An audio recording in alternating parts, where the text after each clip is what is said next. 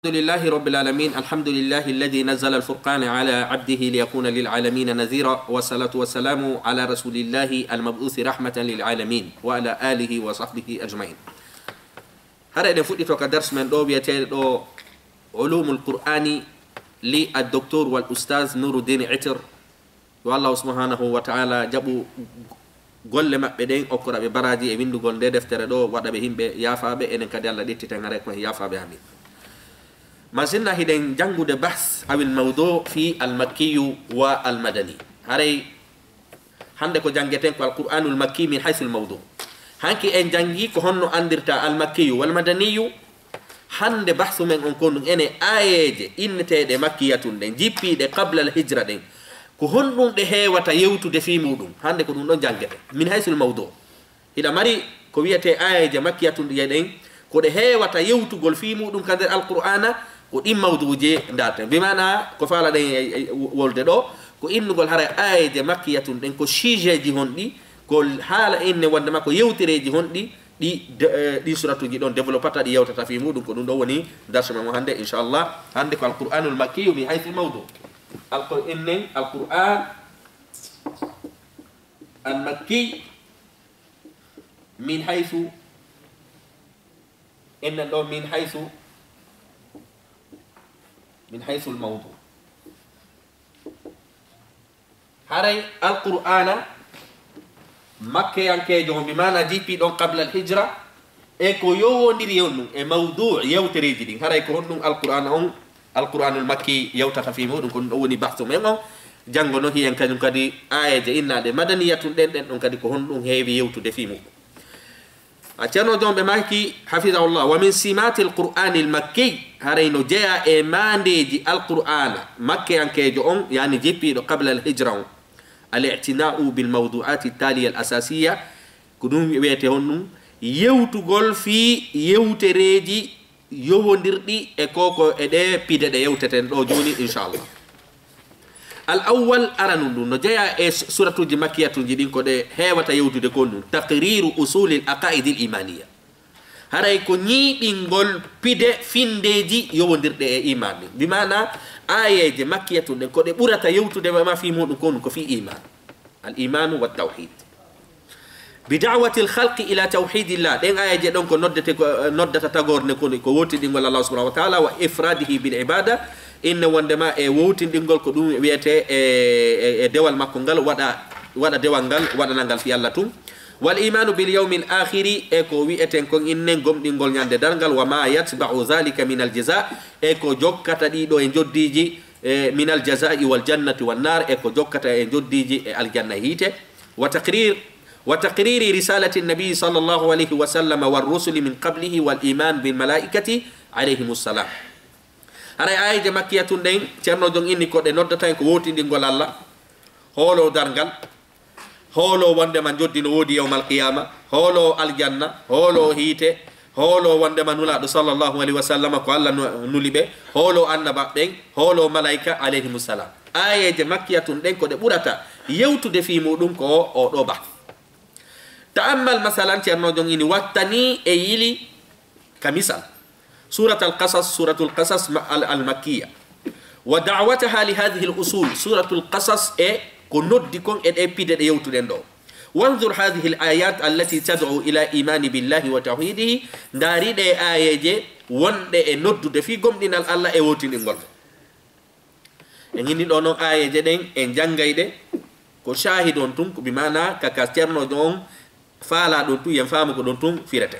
jaka ere ngandi on cerno jong ini pidal aranal aye je makkiyatun en ko de yewtata fi mudum ko fi gomdinal e fi sellingol agidaji e fi holagol Allah e fi holagol dargal e fi holagol aljanna e fi holagol hite e fi holagol nula ben e fi holagol nula sallallahu alaihi wasallam pidal aranangal ko dum don suratu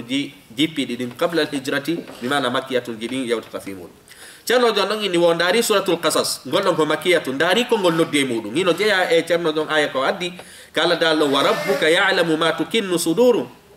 وما يعلنون وهو الله لا إله إلا هو له الحمد وفي الأولى والآخرة وله الحكم وإليه ترجعون. هذا إنه شاهد كنتو كقال دالو قل أرأيتم إن جعل الله عليكم الليل سرمدا إلى يوم القيامة من إله غير الله يأتيكم بضياء ستايوني الله سبحانه وتعالى ودي جمع هدنم إن جمع جوكو ديرو هذا جمع تاجو ديرا فيو كهمبو أرتيرانتا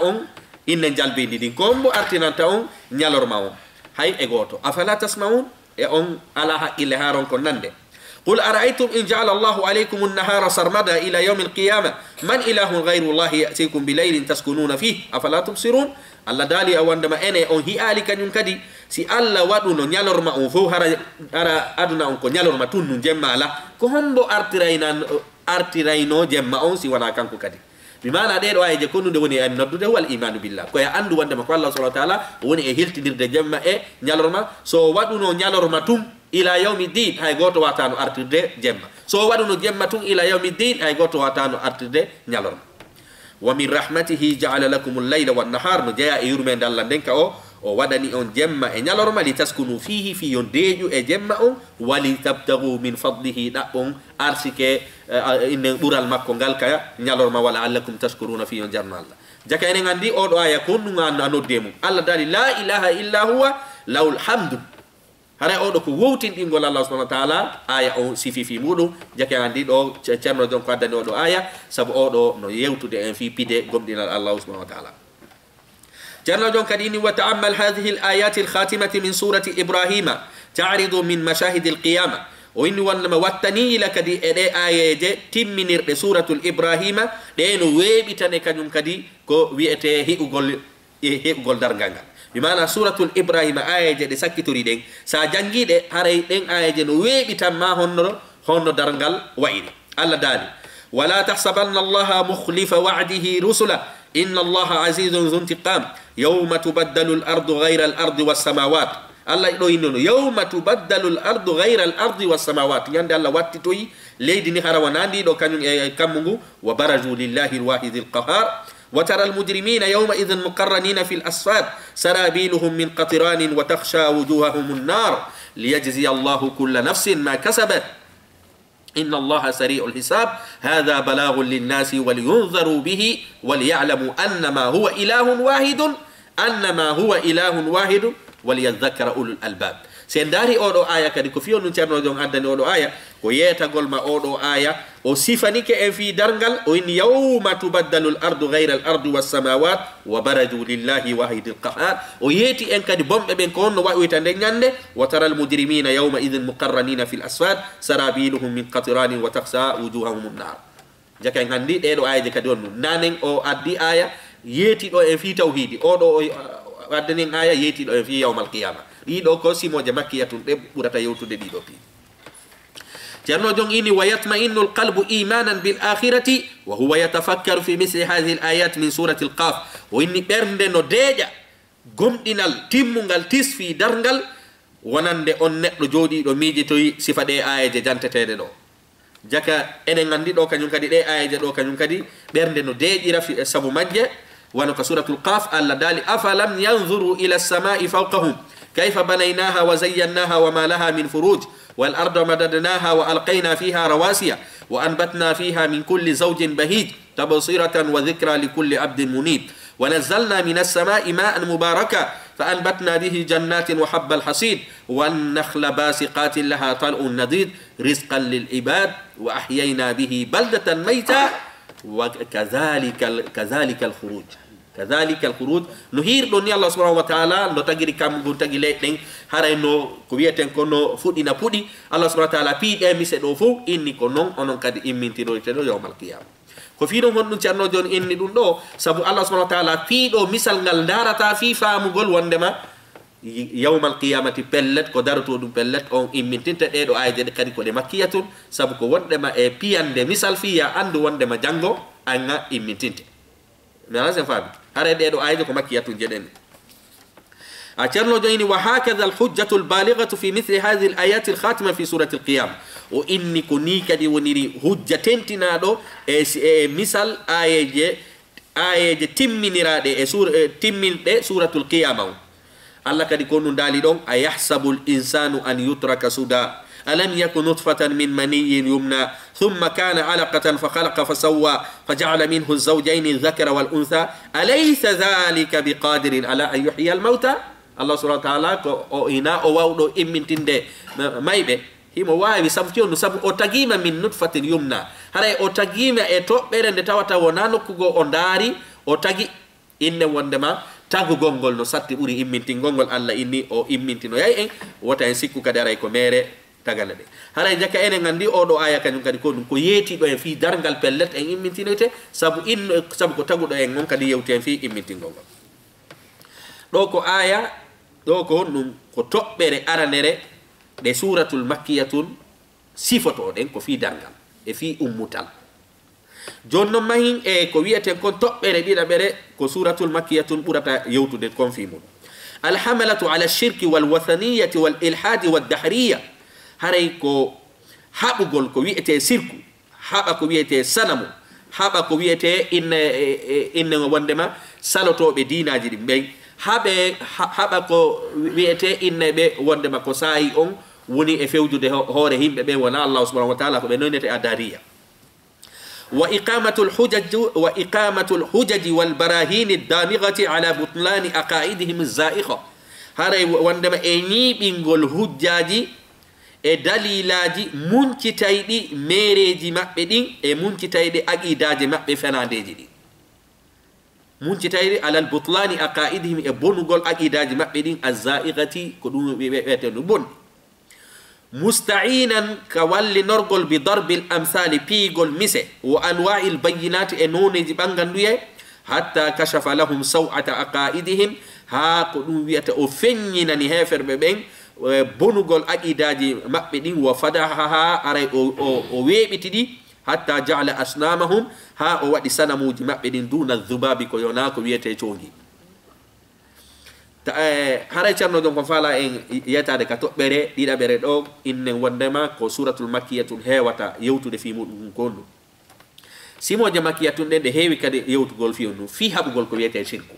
fi hoynugol ko wiyete sirku fi ñiiɓingol dalilaji laaɓuɗi foy fi bonnugol ko wiyete sirku kañum e ko rewgol sanamu Allah subhanahu wa ta'ala noon addani e misal ji fi rewgol sanamu e jokkugol sirku e ko nande muɗum fou Allah ini ɗum ɗo fof ko mere saabu addani e misal ji buy ko holli wondema waɗugol sirku innen ko no jeeya e aqida bonɗo o piyani en kadi misal hon ɗum o inni ɗi sanamuji ɗi heferɓe ɓe woni e rewde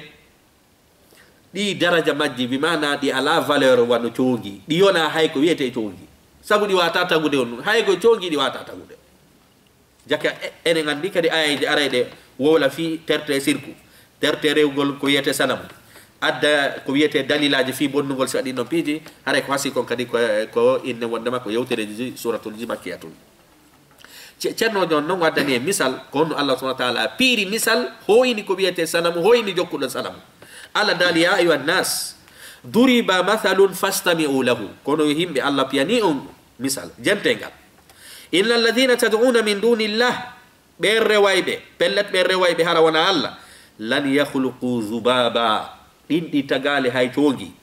walaw ijtama'u lahu hay si sanamu fof piitidirama yo tagu coongi ɗi wata few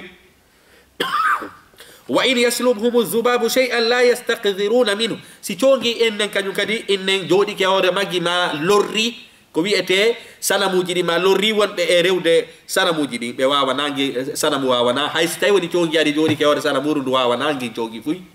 konko won ɗon e rewde mi mana ɗo Allah hoyni ko wiyete sanamu hoyni ko wiyete rewɗo sanamu Allah no ini on da'ufa at-talibu wal matlub ma qadarullah haqqa qadri inna allaha la qawiyyun aziz haray o ɗo aya kon fiyo honɗum arani o hoynu rewɗo e sanamuji rewaɗi fo hoyna ɗum ɗo kon ɗum ko inne ko suratul makkiyatuji ɗi hewata yewtude fi ɗi mawduji wa ta'ammal qawlahu fi surati al-ankabut ceerno jon ini wattu e yila kadi e dalol Allah ngol ka suratul ankabut Allah daali mathalu alladhina ittakhadhu min dunillahi awliya haray misal ɓen jogitiɓe sanamuji reweteɗi hara wona Allah ɓe woni e rewde kamathali ankabuti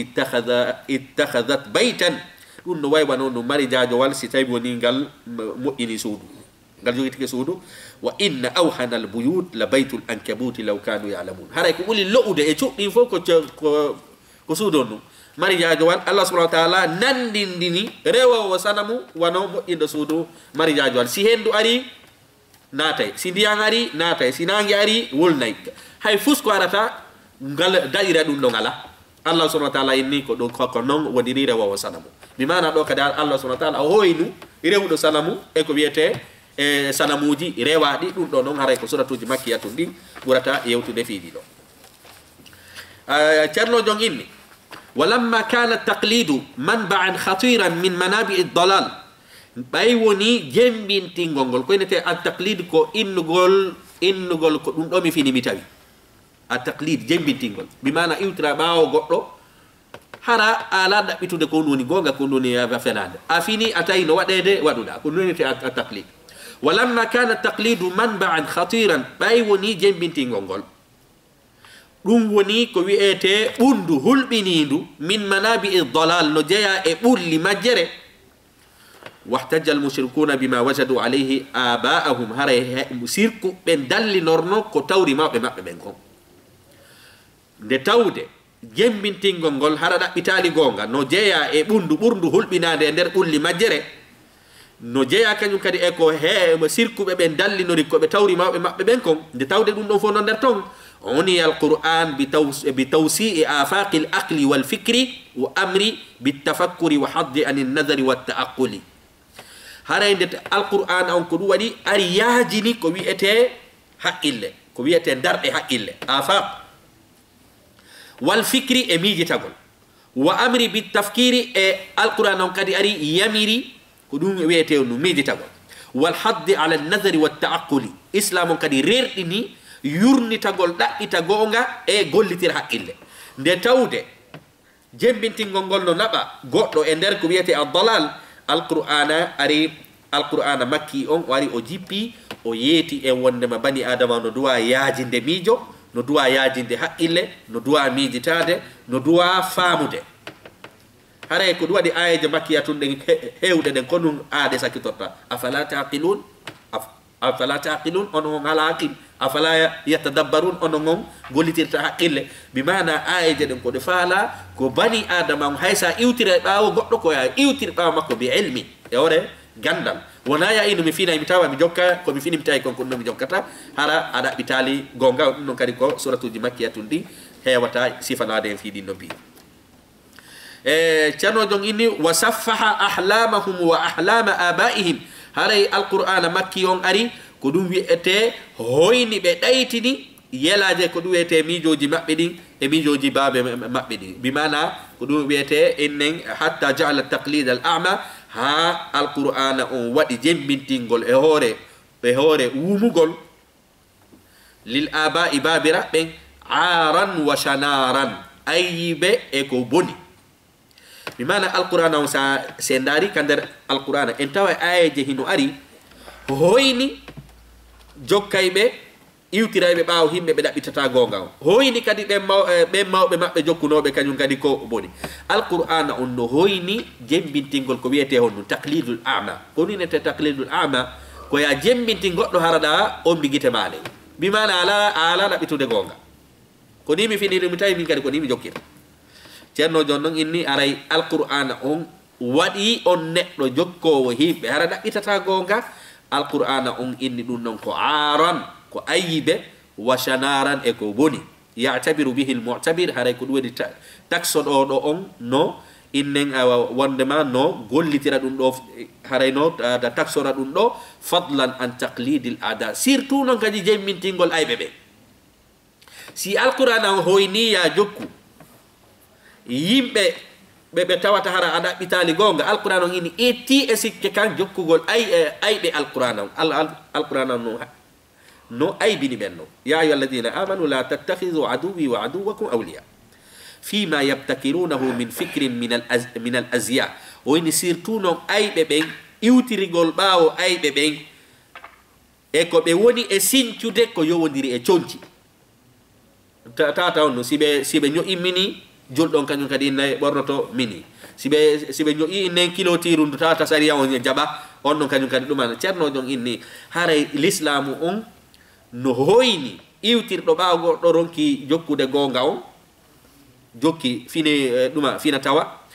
no hoyni kadi neɗɗo jokkowo ayɓe dina kan surtout noon ko yowodiri e conci maɓɓe ɗi saria on harmini ɗi qala taala allah daali مدن نون مثال مودum واذا قيل لهم اتبعوا ما انزل الله سيبي انا ما جوكي كو الله جيبني كون قالوا بل نتبع ما وجدنا عليه اباءنا بمنا اي منن كو من جوكتا كو من توري mawɓe amen ɓen ko komin tawri baaɓe amen ɓen ko ɗum men jokkata allah noon jaabi ɓen haalayɓe ɗum awalaw kana cheytan yadu'uhum ila adabi sair hay so tawi woni ko cheytane woni e noddude mawɓe mon ɓen fiyoɓe yawka jahannama onon on iwtira e ɓaawa maɓɓe bimana alquran on ɗo hoynu iwtirowo ɓahaw goɗɗo hara hiɗa andi pellet ko majjere ni pellet allah yiɗa ɗum ɗo iwtira ɓaawa on ɗon yinna par ce que ko ni mi finiri mi tawi alquran on innene anga iwtira e ɓaawa goɗɗo hay so tawi woni on neɗɗo mo iwtirɗa ɓaawa mum ɗon kaka hiite mo fokkiti an kadi anga jokkamo ka hiite et puis ala gollitirde haqqille ko ɗuma sariya on ɗo inni wala awalaw kana cheytan hay so tawi woni cheytane laatike yadu'uhum hino nodda mawɓe mon ɓen ila adabi sair ka nder hiite jaka enen anndi ɗon ɗum mo kala no yamira hon ɗum ɗaɓɓitugol gonga on jokka gonga on si tawi woni mawɗango no jokki gonga ko alhamdulillah ara ko non yela si tawi woni hiɓe woopi mi toranoɓe yaafuye min o mi jokka gonga on wa qala taala allah kadi a daali hoynugol kañum kadi iwtira ɓe ɓaawo innega wondema fina tawa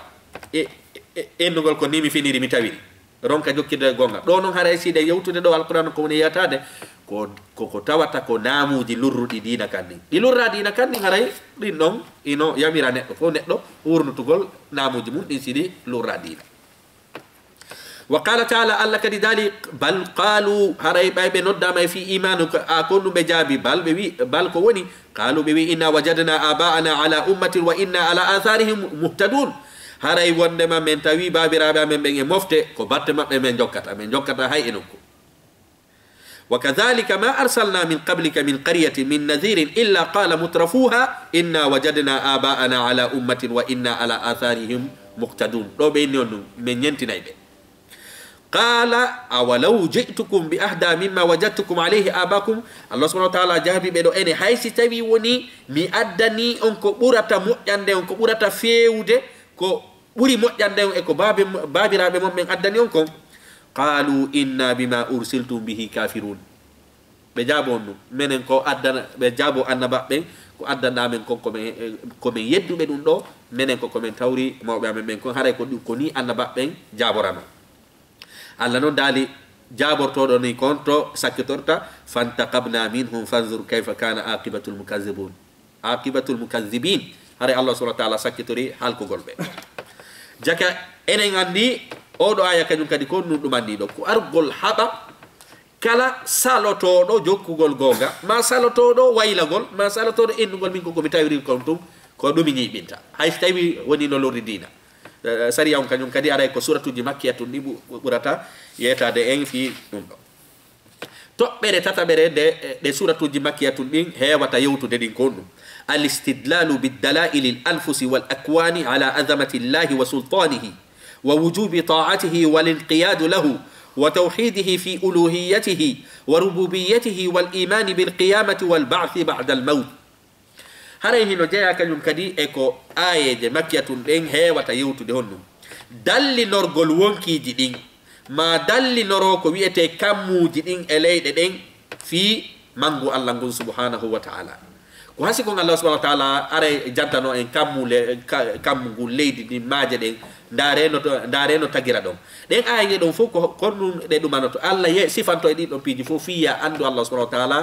mangural allah makko ngal jogagol doole makko ngal allah nda inna fi halqi samawati wal ard waqtilafi lleyli wannahar ha woni la ayati li qawmi yatafakkarun bimana allah subhanahu wa taala sono kala yetoto en fi pelle ɗen fi leyɗe ɗen fi himɓe ɓen kono tagira wa fi anfusikum afi afala tubsirun wa fi samai rizqukum wa ma tu'adun allah subhanahu wa ta'ala sifano ma din don piiji fof din don kadi ko suratul makkiyatun jidin ha hewata yetade ma fi wonkiji din e fi kammu e leydi e pelle e yeto ma kanyum kadi fi mangural allah ngum yeto ma kanyum kadi wonde ma no waddi doftagol mo no waddi kadi wowtindingol mo fil uluhiyya innen ka rewgol mo war rububiyya e kan tawatara waddi kanyum kadi irritagol wonde ma ko allah jeyma wal imanu bil qiyamati e gomɗingol dargal wal ba'thi ba'da al mawti e immintinede e immintagol ɓaawo mayde ɗen jaka enen andi ayeje ɗe sifotoɗe ɗen ɗe kañum kadi fof haray ko inne wondema ko مكية جدًا هي وتا يتادم في دي بي حتى كانت في تلك الآيات دلائل إعجاز العلمي هانو جيا إدو آية دي سفيدين أراي دي بانجينا كاوا كويجي كو غاندي هاند دين إنن وني إفنجي ديكو هينو جيا كانو كادي إكو سورة دي مكية جدي يوتا تاون دي يوتي آية بوي كو جوني دي وانا ياندي الله سبحانه وتعالى مني لا الشمس ينبغي لها أن تدرك القمر ولا الليل سابق النهار وكل في فلك يسبحون نانغي هewti totako lewru hewti totako anange bawdo hari honno jama ngandaka anda dum don tigiri inne kono honno hande no webitani jama fo hen no andi ko honno planète gi dindi woniri ko honno di woni e heltodirde dum don fo pare alquran yewti fi mudu alquran yewti fi pelle de yewti fi météo no diyan an sadirta yeti en fi maaje den yeti en dum do fo hande ko be janga faculté ji ko be janga université ji tata si ko fiwi pelle den jangata ko faculté fi pelle to jangata alquran on kanyum ari mofti dum fo kada deftere mum ko hasi kon kanyum kadi ko suratuji makkiyatuji di hewata développer hewata yewtugol fi di do inne bangeji e yewtereji ko do ya ciarno don inni limashamalat alayhi min haqa'iqil kawni wal insani wal hayat ونواميس خلقه تعالى وسنن تصريفه لأمور الأكوان وإني وندما هري آية مكية جدين كدينو يوتي إن كاوا كويجي غانديجي بوي تواتا آية جدين مفتي كو ويأتي إنن كو يووندري دي كامولي كو يووندري بني آدم كو يووندري غورندان كو يووندري كو سومي اندر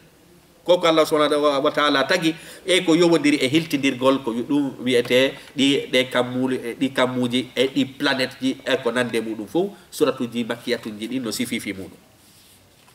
janno donc in unzur hadhihi al-ayat fi min surati luqman wa ma fiha min sabqin ilmi wonni darik e suratul luqman de ayaje wonde ma e yeta de fi gandeji Allah dali honnum ka suratul luqman awalam taraw anna Allah sakhkhara lakum ma fi samawati wa ma fi al-ard ene on hi ali wonde ma Allah subhanahu wa ta'ala o eltani on kala ko woni ka der leydi e kala ko woni ka kammu ko dum hande avion no immo wiira tawata gal yanata doga kanyum kadi satellite ji do buga ton dum don foko Allah subhanahu wa ta'ala ko ni o wadi kammu e leydi sakhkhara lakum o eltani on bimana o wadi doga ko tawata hara hido wawi nafitorde وأسبغ عليكم نعمه ظاهرة وباطنة أجوري أمود النعمة مكون كفين يكسودي الله نداني ومن الناس من يجادل في الله بغير علم ولا هدى ولا كتاب منير هذا يكون أدري أولو آية كفين كاكوين لهم أولم تروا أن الله سخر لكم ما في السماوات وما في الأرض إن كان يكري آية كان يكري كالله سيفي في نعمة دي أو تجينا دي أو تجيدين دو هذا يكون سورة المكية كان هي وتا يتادن في دينه على ذلك ولئن سألتهم من خلق السماوات والأرض ليقولن الله قل الحمد لله بل أكثرهم لا يعلمون لله ما في السماوات وما في الأرض إن الله هو الغني الحميد ولو أن ما في الأرض من شجرة أقلام والبحر يمده من بعده 7 أبحر ما نفدت كلمات الله إن الله عزيز حكيم ما خلقكم ولا بعثكم إلا كنفس واحدة إن الله سميع بصير هذا يدعو كفيه أنه ولا إن سألتهم من خلق السماوات والأرض لا يقولون الله بمعنى أنه كون إرّي تقول كويته كون إنه هدو إنه وعندما سألني كهمبو تجي ربوبية وتأمل هذه الآية من سورة الأنعام تمرد إنه واتني أي لك دي آية جوان سورة الأنعام الله دالي إن الله فالق الحب والنواك الله سيكي كويته gungulol ko dum wi'ete abbere sa innen a bettay do abbere sanka ko mo woni e feccude den abbere non ko mo woni ennen e nyamminde den abbere do haande fudi stayno ko dum wali Allah subhanahu wa ta'ala e aya go ko no moyni afara'aytum ma tazra'un antum innen wandama antum inna wandama ansha'tum shajarata am nahnu aw inna wandama Allah subhanahu wa ta'ala inni don wondema ndare ko wondon e sankude antum inna wondema tazra'unahu am nahnu zari'un ka ko mene woni duma fodinde ndiya saja eden nan Allah subhanahu wa ta'ala ko nginni ndare de dule كون وندي اجيب من المزن ام نحن المنزلون بمعنى الله سبحانه وتعالى نو يتادين دو نيما جيرين ويني فالق الحب والنوى جاكا ان عندي كو كانكو ني سيكو دي ساسان كي دو كو كانكو ني سيكو دي سابو كو كانكو تاغيون كوي دي اتوم دي wondi ka leydi wona e sabu ha in nepiji ɗin fof ɗi fuɗa ko kanko woni seeki ɗum ɗo yukhriju lhayya min almayiti wa mukhriju lmayiti min alhay dhalikum llahu fa anna tufakun faliqu lisbahi haray kadi ko kanko no seeki subaka o wa jaala alleyla sakanan ko kanko deƴini gemma o tawata sa waali ke aɗanto 8 heures tawata hay fus memminaki ɗo والشمس والقمر ليوردون انانجي حسبانا ذلك تقدير العزيز العليم نانجي ان ليوردون دون كدي فونو ادوديرا انغا وندما دون دو فونو ياتي كو همبو ابي دون دو فو الله ينكو كانكو ابي الله سبحانه وتعالى كدين وهو الذي جعل لكم النجوم لتهتدوا بها كو كانكو ودي كدي كود دي في يوم دارو دي كو دو وياتون دي تيندينا اون لاوي دي في ظلمات البر والبحر كا نيبه جوردي e kamayo قد فصلنا الآيات لقوم يعلمون الله كذلك وهو الذي أنشاكم من نفس واحدة فمستقر ومستودع قد فصلنا الآيات لقوم يفقهون وهو الذي أنزل من السماء ماء فأخرجنا به نبات كل شيء كوكاكو غادي ساجي ني داندو نيان او فوت اني او وادي سامو ماجام فوت غول بيدي فو فأخرجنا منه خضرا نخرج منه حبا متراكما ومن النخل من طلعها قنوان دانية وجنات من أعناب من أعناب والزيتون والرمان مشتبها وغير متشابه انظروا إلى ثمره إذا أثمر وينعه إن في ذلك الآيات لقوم يؤمنون هذا صفة قد إنه ما جدو في إنه ونما إنه دم لأ دين دوما فو كان يمكن كو آية مكية دين هي وتاية دين في ديدو نجيا نيابو مو تقبر نيابر كو سورة المكية ورة يوتو في مولو الاعتناء القرآن المكي بقصص أو بقصص الأنبياء مع أقوامهم إساجي أن باب بين إهم بمون بين دون كان يقول كو سورة المكية جني ورة يوتو دسي بعدين يوتريدي حتى كاد ذلك أن يكون علامة تمييز هادون دونو باتي توغل سورة والجوجينغل إساجي أن باب بين فوها رفايدي مكية دون باتي ونقول ماذا سورة المكية إذ لم يوجد قصص الأنبياء من القرآن المدني إلا في سور قليلة وإن إساجي أن باب من علاقة سورة المدنية سوانا عند سورة الجسيدة إن ودما كقصة موسى وقومه في سورة البقرة والمائدة وهما مدنيتان ونقصة أن موسى يهم من سورة البقرة سورة المائدة توا تدين ندي مدنيتان هذا كو جيبي بعد الهجرة وإن ونما وقصة عيسى وموسى عليه السلام في سورة آل عمران والصف وهما مدنيتان أيضا قصة النبي موسى عيسى سورة آل عمران سورة الصف دي نون كان كديكو مدنيتان كان نون فالا يا تادي دواي هبودي haray ko buri dudude qissaji e der alqur'ana qissaji annaba be ma qissaji himbe annaba be ngare ko suratuji makkiyatun di burata yewtide dum no hayno si tay woni e hebi ka suratuji madaniyatuji seeda wal hikmatu cenno jonno no yatade ko fi hon dum ko suratuji makkiyatun je dim buri jogade qissaji annaba be kanyum e himbe mumbe cenno jongini wal hikmatu fi i'tina'i alqur'ani almakki bi qasas al-anbiya'i wal umam al-ghabira zahiratun jidda o indi wandema hikma fi yewtugol alqur'ana jippiɗo adoyo nulaɗo ferde on fi qissa annaba ɓen e mofteji feƴƴunoɗi ɗum no feeñi few mimma zakarna fi hikami nusuli alqur'ani munajjama e ɗum ɗo no jeeya e ko min jantaninoma kon fi hikmaji jippagol alqur'ana on seeɗa seeɗa wama kana laha min atharin azim e ko jogui batte molanade في تثبيت النبي صلى الله عليه وسلم والمسلمين تابنتينغول نولانو صلى الله عليه وسلم جولبه من جيبينغول القران او دوي دون دون جيا تابنتينغول نولانو صلى الله عليه وسلم جولبه من في نو بي واوي جانغيرغول القران دوي وموسى ومواساتهم فيما كان يصيبهم ko dum wiete kadi e buttingol berde mabbe den e masiboji wonnodi hebude be wa inzari a'daihim e wajagol hulbina aybe mabbe ben وإثارة العبرة والعظة بقصص من سبقهم يقولون بيته هون كانوا كدي لانشتغول تسكوي واجو في ونند لانشتغول تسكوي واجو في صفغول إساجي مبني في وندما إن وندما أن باب في النوبل ceerno jon konu faala en ayataje bimana alqur'ana kañum kadi arnoɗo fatra makki o bimana ado nulaɗo ferude hebbini jantagol qissa annaba ɓen e yimɓe mum ɓen ko honɗum ɗon alqur'ana on waɗirno ɗum ɗon ko fi sakitugol tasakuye e waaju wonande mofte feƴƴunoɗen sabu fewdiɓɓen janggay anda feƴƴunoɓɓen ko honɗum bonnunoɓe halka feƴƴunoɓɓen ko honɗum waɗuno ko moƴƴi allah subahana wa taala dandi ɓe haray ko ɗum ɗon kañum kadi woni hikmatu illen jeppingol ka suratuji makkiyatu qissaji ko wiyeten kon annabaɓe ceerno jo maki unzur ala sabili lmithal qisasa min suwari l araf o inni daari kañum kadi ka misal e suratul qissaji annabaɓe ɓen e suratul araf ma daroya e suratul yunus ma daroya e suratul hud wa gayriha e ko nandi e ɗi suratuji ɗo wa gayriha tajid a tawoyay fiha e majji ablagu lmawa'id ko ɓuri yottade e wajuji wa anfa al ibar e ko ɓuri jogade nafa e tasakuyeji li taqriri sunnatihi e ñinnugol laawi makko ɗi subhanahu wa taala fi ihlaki ahli lkufri waltugyani wa intisari ahli limani wal ihsan fi halkugol himɓe siforɓe keferankaku ngum e bewɓe ɓen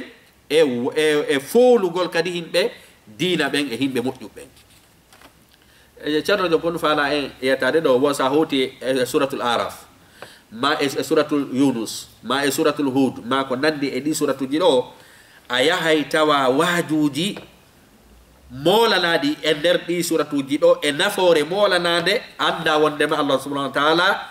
himo si goɗɗo murti honno halkirtamo si goɗɗo kañum kadi feewi honno allah subahanahu wa taala wallirtamo haray ɗin suratuji no yeeti en halkanoɓen saabu keferankaku e bewre e wallitanoɓen saabu imanu e ko wiyete al ihsan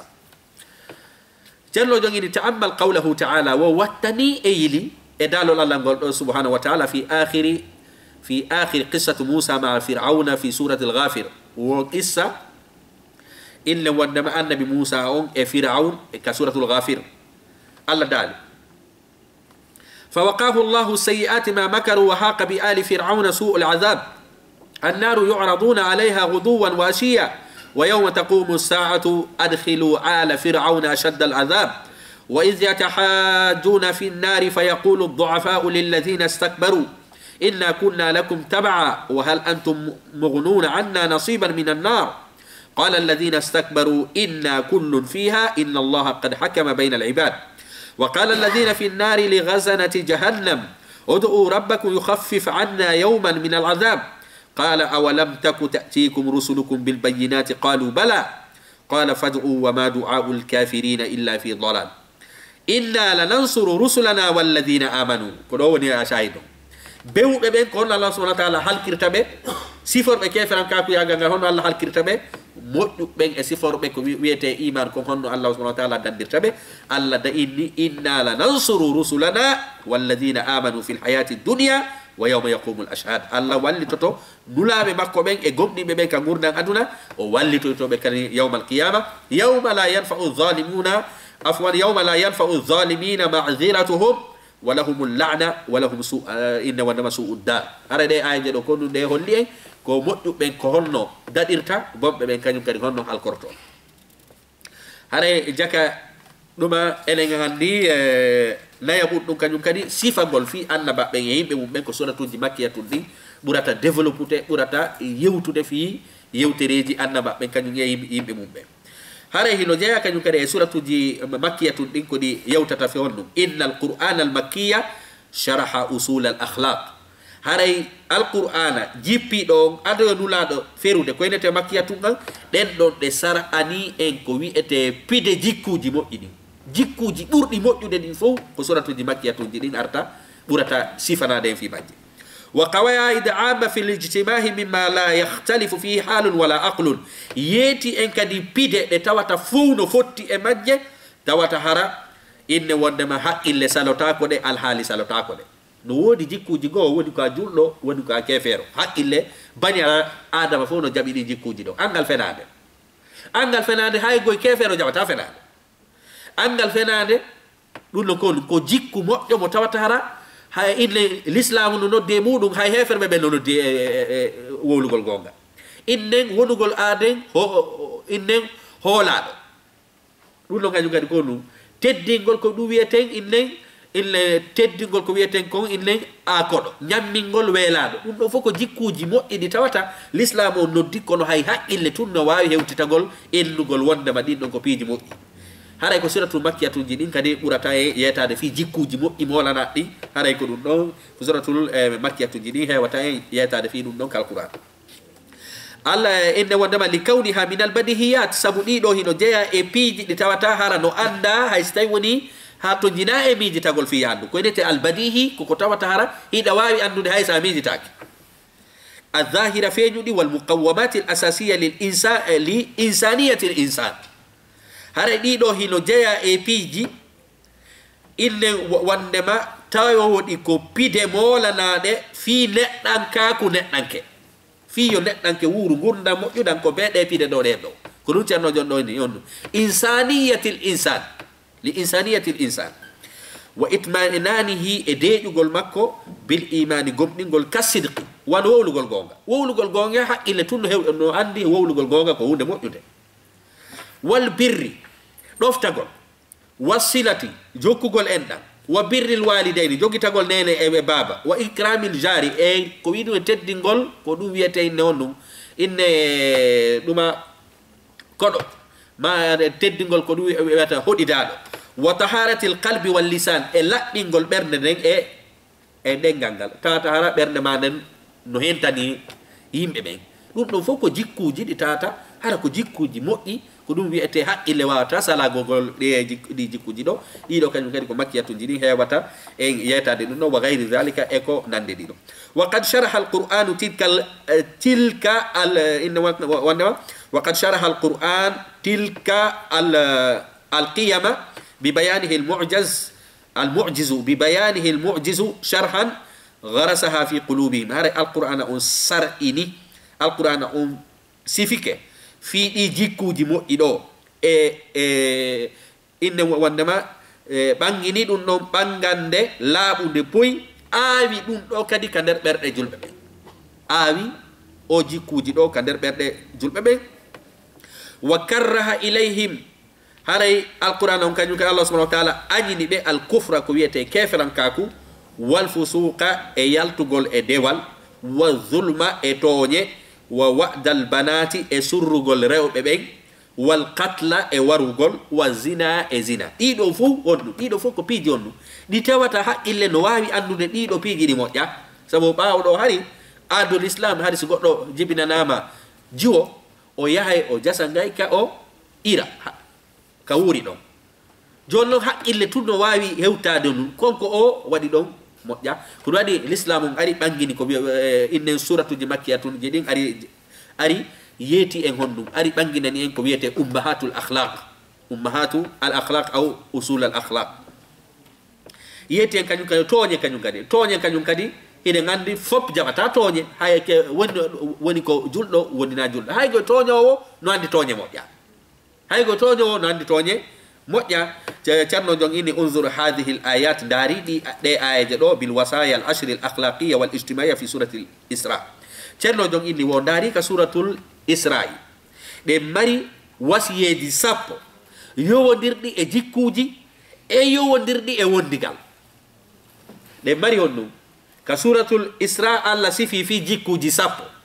tata ɗi jikkuji sappo ɗon kon ɗum goɗɗi e majji koko yowodiri e jikku goɗɗi e majji koko yowodiri e wondigal e ayeje jokkodirɗe sabu ɗe ayeje ɗe janteten ɗo e ceerno jon ko addiraniɗe ko yetagol ma ɗe ayeje ɗo ɗe yewti ko wiyete ummahatul akhlaq ɗe yewti ko wiyete usulul adab wal akhlaq mi mana neediji ɓurɗi mawde ɗin allah daali wa qada rabbuka alla ta'budu illa iyah wa bil walidayni ihsanan no ko ɗum ni jogitagol nene e baba no moƴƴiri ko ɗum ɗo ko pidal e nder jikkuji moƴƴiɗi neɗɗo mo inne wondema mo teddina e nene e baba on ɗon innetake no mari jikku moƴƴo allah daali on ɗum ɗo wa bil walidayni ihsanan woni toɓɓere aranere nden imma yablughuna indaka alkibar إن ودم أحدهما أو كلاهما فلا تقل لهما أف ولا تنهرهما وقل لهما قولا كريما واخفض لهما جناح الذل من الرحمة وقل رب ارحما كما ربياني صغيرا رب ارحمهما كما ربياني صغيرا ربكم أعلم بما في أنفسكم إن تكونوا صالحين فإنه كان للأوابين غفورا enen andi ɗo ko jikku ara noon alqur'an on ari yettima nene e baba ko ya jogi toɓe wona ya ennuɓe uf itti e sikke kan piyigolɓe ma ko nande muɗum ɗum ko jikku moƴƴo mo tawatara innen ko soratuji makkiyatuji ɗin kadi sifani en ɗum ɗo illen kañum kadi jikku ɗiɗaɓon hombo wasiye ɗiɗaɓon wa ati zal qurba haqqahu wal miskina wabna sabil haray jawdi ndin kañum kadi okkordi on ɗum ɓadodira ɓen e miskina ɓen e wonɓe e hoore lawol ɓen wala tubazir tabzira wata fuusu fuusunni no jawdi no kadi ko jikku moƴƴo kadi ni wallitagol bi mana ɗo ko yowodiri e wondigal haray ko yo wondir no moƴƴiri wallito ɗon tampuɓe ɓen e miskina ɓen e wonɓe hoore laawa ɓen kono kadi ton fuusu fuusunno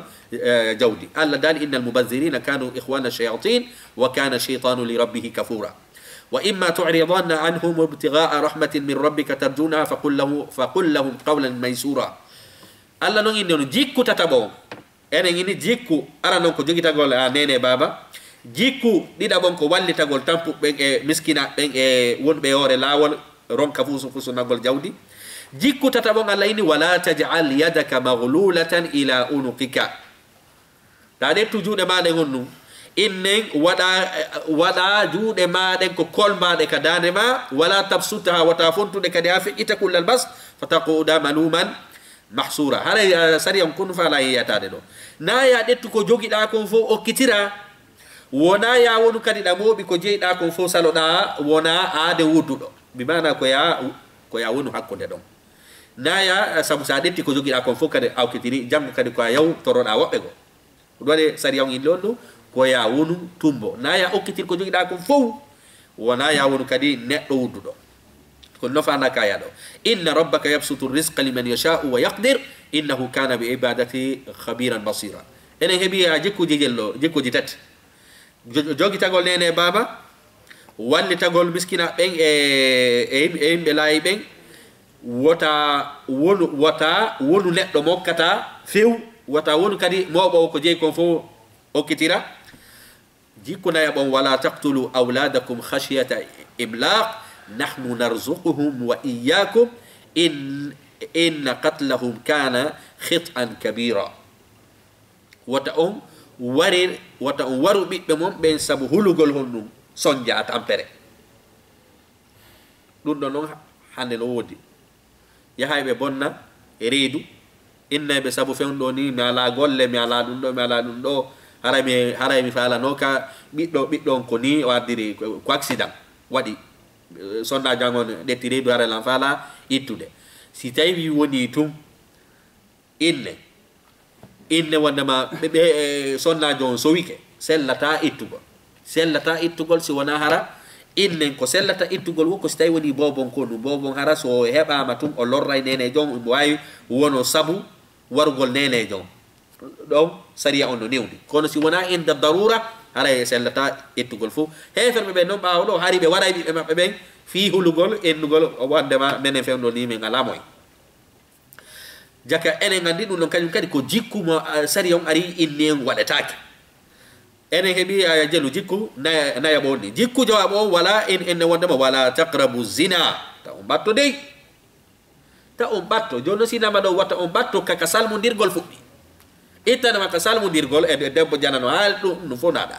wala taqrabu zina wata on ɓatto zina innahu kana fahishatan wa sa'a sabila en heeɓi aja jikkuji jelu illen jowi jikku jeego on hono wala taqtulu nafsa wata on waru wonki woni jeego allati harrama allahu illa bilhaqi wa man qutila mazluman faqad ja'alna li waliyihi sultanan fala yusrif fi lqatli innahu kana mansura jikku inne jeɗɗi on kombo wala taqrabu mala alyatim wata on ɓatto jawle alyatima ɗe o kañum kadi ko ɗum ɗo konnu ko inne wondema ko akhlaq inne wondema haray ko wasaya ko wasiyeji ɗi allah subahana wa taala wasiyi mofte ɗen tata ɗi yowodiri e jikkuji ɗi yowodiri e wondigal wala taqrabu mala yatim إلا بالتي هي أحسن حتى يبلغ أشده وأوفوا بالعهد إن العهد كان مسؤولا الله كدي دال لونو جاتت يوم وأوفوا الكيل إذا كلتم وزنوا بالقسطاس المستقيم هن إتر دين إبيسر دين نو كاري كونو نو جايا يونو كو بيأتين جيكو جموئي إن وندما ذلك خير وأحسن تأويلا جيني أن الله سبحانه وتعالى إنه ولا تقف ما ليس لك به علم وتدرك وتاولك عنا في مودو إن السمع والبصر والفؤاد كل أولئك عنه كان مسؤولا دي لو فودي لان تويت يوم القيامة إن وندما كونانو دا كون جيت ما دي برد ما نفو على لان تويت كلا كو دا لان تويت الله سبحانه وتعالى إن دو وتاولك عنا سببون كومبو ولا تمشي في الأرض مرحا تا يو كلي دي كدي من تقول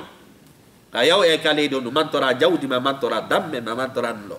إنك لن تخرق الأرض ولن تبلغ الجبال طولا كمان تداو أواتات فدليني كنياجو داو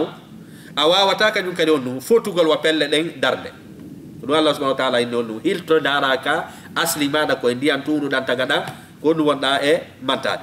jaka ene ngandi de ayeje do de yetike gonnum de yetike piji sappo do e ayeje gote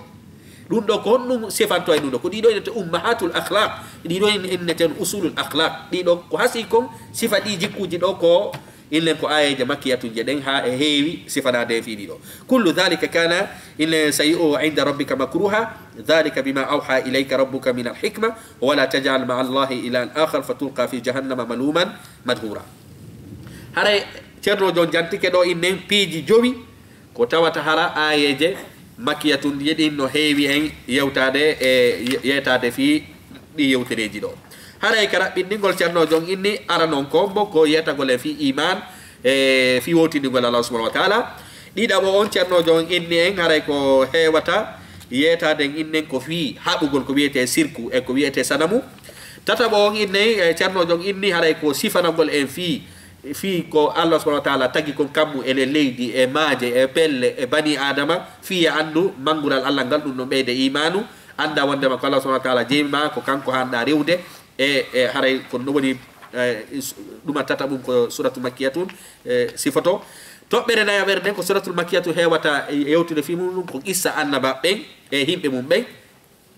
illa wonde ma jawabun nun ko suratul makkiyatun hewata yewtude ko yetagol e fi jikkuji mawnudi moddudin jikkuji moddudin kanyum kadi ko hasi ko ngaka suratul makkiyatun di bura jantede jakayene ngandi ala cerno jonko de tobbe jowi do inni suratul makkiyatun ko heewi konko dum do yetto e fi modum inshallah haray hiden turi yafuye angal firtugol alquran on fu sabu haray deftere nden ko deftere ulumil qur'an haray ko shahidon tun haray ko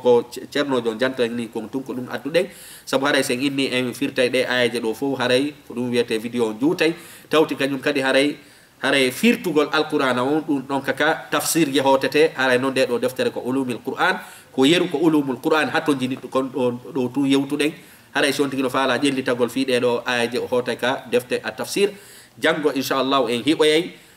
suratuji inna di madaniyatun din don kanyum kadi ko hoddum di yewtata fi mudum inshallah ko do woni darsu men on hande jango inshallah haray wassalamu alaikum wa rahmatullahi wa barakatuh